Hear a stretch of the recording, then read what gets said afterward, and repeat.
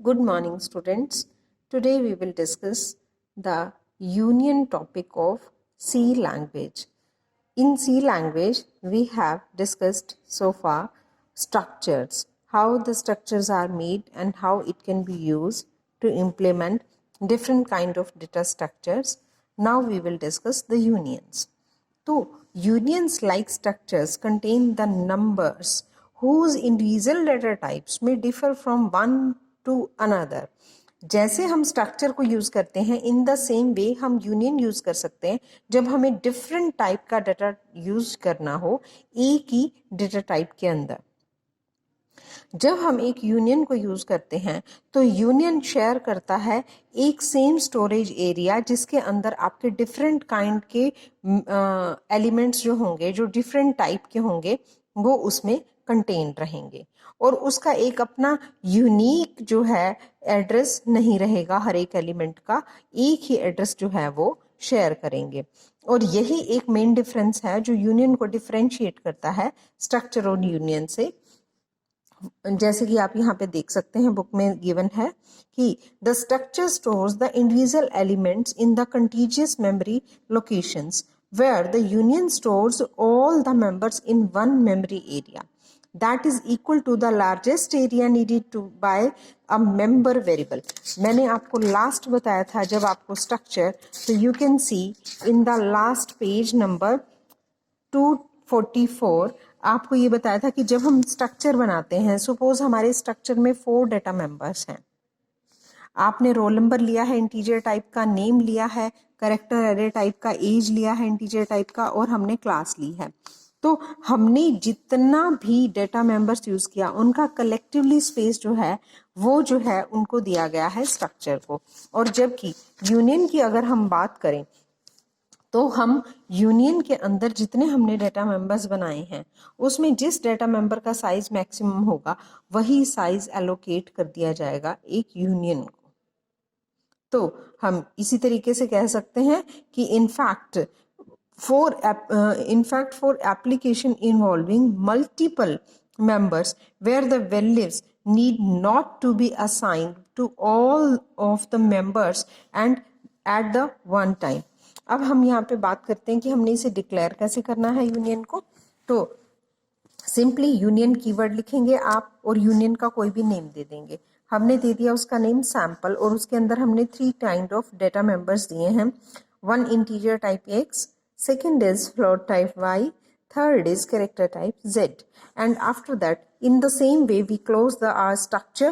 हमने यूनियन को क्लोज किया और यूनियन टाइप का एक डेटा मेंबर हमने डिक्लेयर कर दिया कोड और उसकी टाइप क्या है सिंपल और हमने लास्ट में सेमीकोलन लगाया। अब ये आपका एक यूनियन क्रिएट हो चुका है। उस कोड की टाइप क्या है यूनियन सैंपल है। अब इस कोड की जो मेमोरी होगी उसके अंदर देखिए ये मेमोरी स्पेस बनता है। वैसे तो सपोज उसको कोड को हमने अगर मेमोरी में कोई भी एड्रेस दिया सपोज हमने 1200 का दे दिया, अब सिर्फ वो 1200 से लेके 1203 तक का स्पेस ऑक्यूपाई कर रहा है क्योंकि हमने उसको एक डाटा मेंबर दिया था कैरेक्टर टाइप का z, वो इतना ही स्पेस लेता। फिर हमने लिया उसको इंटीजर टाइप का x तो वो इतना ही स्पेस लेता। मैक्सिमम सबसे बड़ा डेटा मेंबर्स फ्लोट है जो y उसका स्पेस ले रहा है वो इतना ज़्यादा स्पेस ले रहा है दैट इज 2 बाइट्स का स्पेस वैसे हमारा इंटीजर लेता है तो यहाँ तक कैरेक्टर 1 बाइट लेता है और फ्लोट आपका 4 बाइट लेता है तो मैक्सिमम 4 बाइट का स्पेस ये ले लेगा। सो तो you can say that the union contains 3 members each with the different data type. However, you can use only one of them at a time क्योंकि वो एक ही मेमोरी को शेयर लोकेशन को शेयर कर रहे हैं। तो इस तरीके से इनका मेमोरी एलोकेशन होता है। तो each variable has the address 1200. However, the character value is stored in the first byte and integer value in the first 2 bytes and float value in the first 4 bytes। तो इनको access करने के लिए बिल्कुल same तरीका है जैसे हम स्ट्रक्चर में करते थे कि हमारा जो यूनियन टाइप का हमने वेरिएबल बनाया है कोड, तो कोड डॉट करके डॉट ऑपरेटर से हम पीरियड लगा के एक्स वेरिएबल को गेट कर लेंगे, वाई वेरिएबल को गेट कर लेंगे, जेड को कर लेंगे।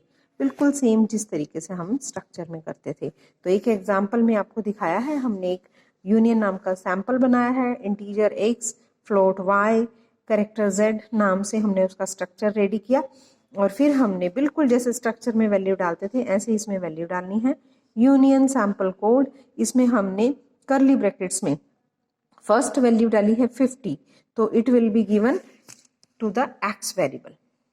फिर हमने डाली है 125.50, ये फ्लोट पॉइंट वैल्यू है, ये y में जाएगी। s एक करेक्टर है वो z में जाएगा। तो इस तरीके से इसको एक्सेप्ट किया जाएगा। तो अब हम यहाँ पे बात करते हैं कि हमारी सॉरी ये इस तरीके से एक्सेप्ट नहीं होगा, क्योंकि इसमें क्या है कि हम तीनों वैल्यूज एक बार में दे रहे हैं। अब तीनों वेरिएबल हम बिल्कुल स्ट्रक्चर में इसी तरीके से देते थे, लेकिन हम तीनों वेरिएबल्स एक बार में नहीं डाल सकते। आप डाल सकते हो ये सारी चीजें, लेकिन इन वन गो नहीं डालोगे क्योंकि वो सेम मेमोरी लोकेशन शेयर कर रहे हैं। So this was union. In the same way एक और आपका डेटा स्ट्रक्चर है इनमरेटेड। इनमरेटेड भी आपका स्ट्रक्चर और यूनियन की तरह ही वर्क करता है और इसमें भी आप अपना खुद का डेटा टाइप बना सकते हैं। कीवर्ड इनम लिख के फिर आपने नेम डालना है इनम का और उसमें डिफरेंट काइंड ऑफ वैल्यूज डालनी है और उसको क्लोज करके सेमीकोलन लगाना है। आप पर्टिकुलर नेम देंगे, ये भी डिफरेंट वैल्यूज लेने के लिए है। तो इसमें क्या होता है, आपको शो हो रहा है, you can define your own data type and specify that what values of a variable of this type can take। अब आपने यहाँ स्पेसिफाई कर दिया कि मेरा ये वेरिएबल है, इसमें किस किस टाइप की वैल्यूज होंगी। इस डेटा टाइप को हम कहते हैं इनमरेटेड डेटा टाइप। तो an enumerated data type consist of an ordered set of distinct constant values defined in a data type in a program. ये इसका फॉर्मेट है। तो हमारा एक तरीके से ये एक नेम क्या है, एक ऐसा टैग नेम है जिसमें ये वैल्यूज पॉसिबल हैं जो आपकी 1 to n तक है। तो इस तरीके से हम इसको यूज करेंगे। तो सपोज हमने यहाँ पे एक वेरिएबल एग्जांपल बताया है, एक इनम बनाया फ्रूट टाइप का, उसमें क्या क्या पॉसिबल फ्रूट्स आप डाल सकते हो। उसमें डाल सकते हो आप Apple, orange, mango, pine Apple. तो डिफरेंट काइंड के आप जो है इसमें वैल्यूज इसमें पुट कर सकते हैं। इन द सेम वे अब अगर हम इसमें डालें कि फ्रूट टाइप के हमने दो वेरिएबल बना दिए ए या बी, अब इसके अंदर हम क्या बना सकते हैं, सिर्फ यही वैल्यूज परमिसिबल हैं जो हमने ऊपर डिफाइन कर रखी हैं। इनके अलावा हम कोई भी डिफरेंट वैल्यू इसके अंदर, जैसे एप्पल, ऑरेंज, मैंगो, पाइनएप्पल, इनके अलावा जैसे हम कोई भी और सपोज हम फ्रूट डाल देते हैं बनाना, तो वो इसके अंदर एक्सेप्टेबल नहीं होगा। कीवी डाल देंगे वो एक्सेप्टेबल नहीं होगा। इन द सेम वे हमने एक और इनम बनाया है डेज के अकॉर्डिंग। हमने उसका नेम रखा है डेज और उसमें हमने डाला Monday, Tuesday, Wednesday, Thursday, Friday, Saturday, Sunday, ये डाल दिया। और हमने डेज टाइप के हमने दो वेरिएबल बना दिए, holidays and week days, W days बनाया है हमने।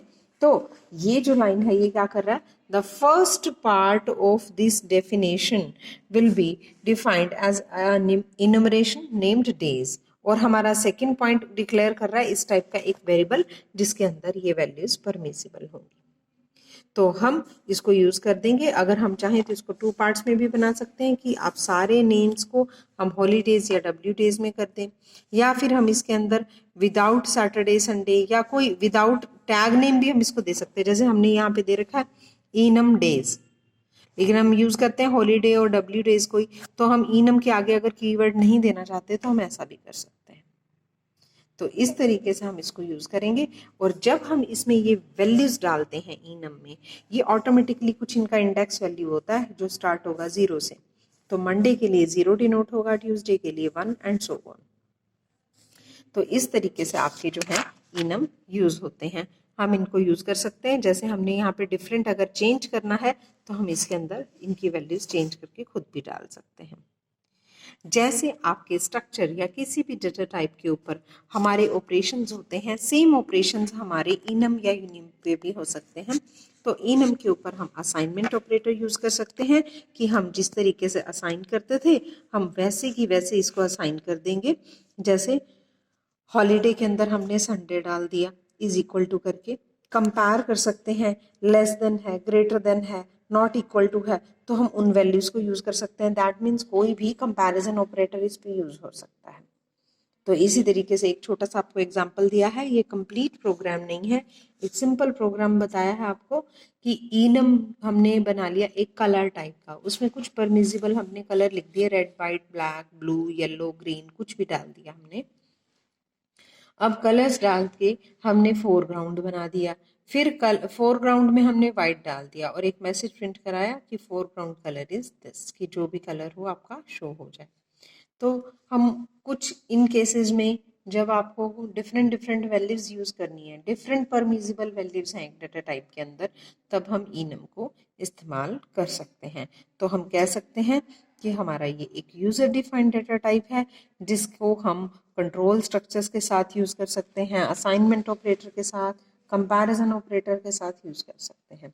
तो इसके एडवांटेजेस क्या हैं? तो एडवांटेजेस की अगर हम बात करें तो ये आपके प्रोग्राम को सिंप्लीफाई करता है, प्रोग्राम की रीडेबिलिटी अच्छी कर देता है, आपके कंप्यूटर की मेमोरी को सेव करता है, और आप अपने एरर्स को लोकेट कर सकते हैं और उनको कंपाइल कर सकते हैं। तो हमारे प्रोग्राम की सिक्योरिटी बहुत अच्छी हो जाती है इनसे, और हमारा प्रोग्राम बड़ा नेचुरली वे में होता है। इसी तरीके से कुछ एग्जाम्पल, आपको एक एग्जाम्पल और दे रखा है जिसमें कुछ मंथ्स गिवन है, इनम बनाया है आपने, और उसके बाद हमने मेन के अंदर आके मैसेज प्रिंट कराया, एक लूप के अंदर उसको एज ए वेरिएबल यूज किया है कि if M is equal to Jan, और मंथ जो आपका है less than equal to December है, मीन्स आप जनवरी से लेके दिसंबर तक की पूरी स्कैनिंग कराना चाह रहे हैं, और उसमें क्या करेंगे, आपका जो भी पे का मंथ होगा वो आपने डलवाना है +1, और फिर हम क्या करेंगे, उसकी पे को कैलकुलेट कर रहे हैं, पे को सम कर रहे हैं।